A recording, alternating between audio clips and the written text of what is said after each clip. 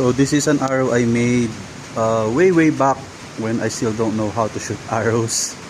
So yung ano nito, inspo is American Indian, hindi ko lang anong tribe, pero yung parts nito is from Sir Miguel.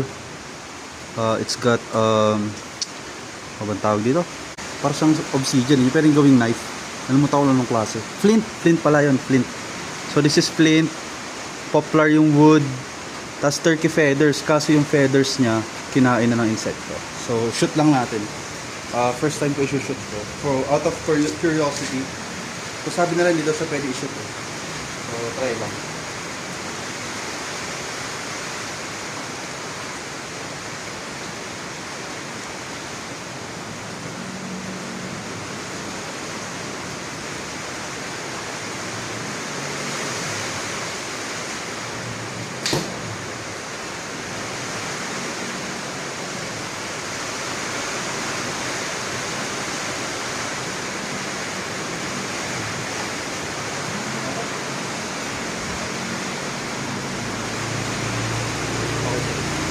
Sapat.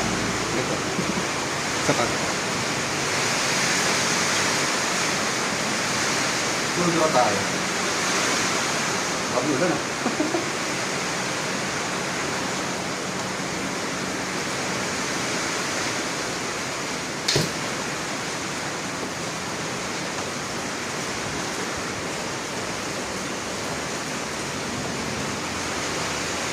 Go pa rin.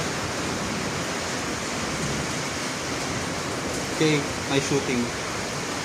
At least na-testing ko. Magana siya. Thank you for watching.